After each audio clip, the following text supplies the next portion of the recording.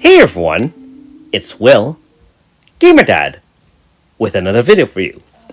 So in today's video, we are also doing Blackbird, which is a quest specifically suited to Noaxis, and you learn a lot more about some of his interactions with his origins in the future. Not only that, this quest does reward you with 100 stones, but in order to get that, you do have to beat one of the optional super bosses that are available after this latest chapter of the Apocrypha, which is the SD-148. Now, if you haven't already, make sure you like and subscribe to my channel. I really appreciate it. I also do have a Patreon account for those who want to support me this way. So let's just get right into it. This quest is fairly long. I mean, 15 minutes or so. So I'm going to stop talking now and let you watch the rest of the video in peace. I will recommence all my commentary during the fight itself, which is about the later last quarter of the video. Anyways, thanks for watching, and we'll see you a little bit later on.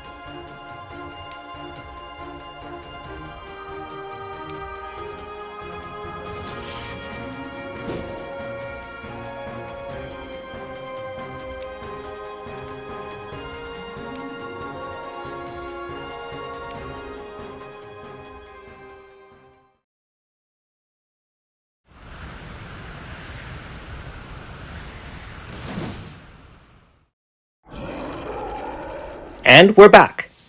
So, in order to finish the conclusion to Waxus's quest, we do have to take on something from the future. It is nicknamed the Gatekeeper and obviously has a lot of future technology.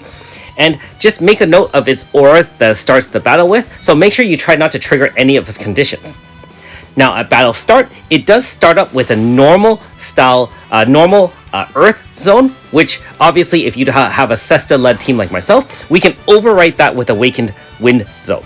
Now, note that you don't want to hit it at a weak point, otherwise you're going to have a lot of issues where it's going to deal more damage, take less damage, and also have preemptive moves. Now, luckily for us, it is only vulnerable to wind and not weak to wind. So, not sure what elements it would be weak to. You can let me know in the comments below what it's weak to. But otherwise, we have an all-wind team.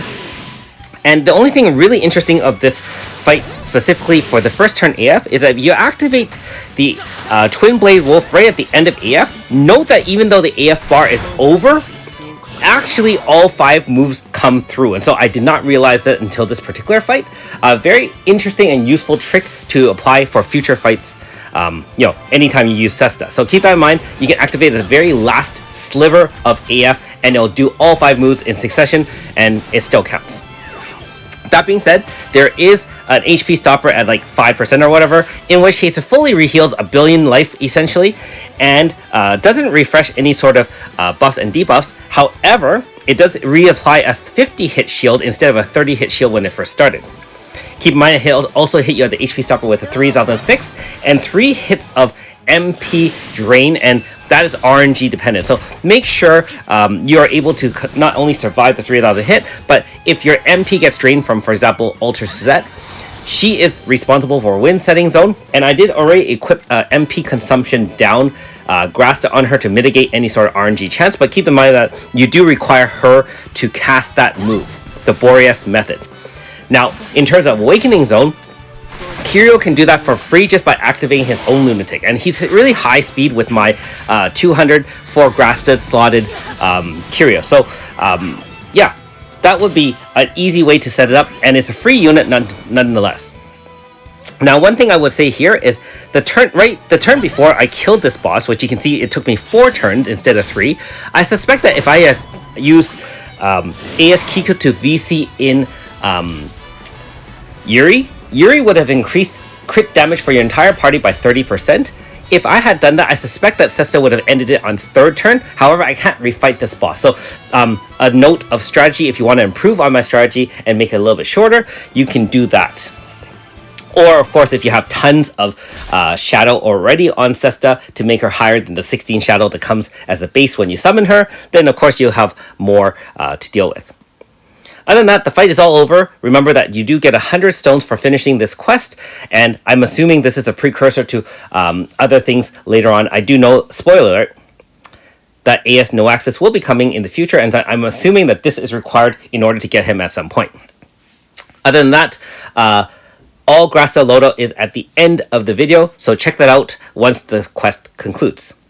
Again, I'll stop talking now and let you watch the rest of the video in peace. Thanks for watching. We'll see you next time.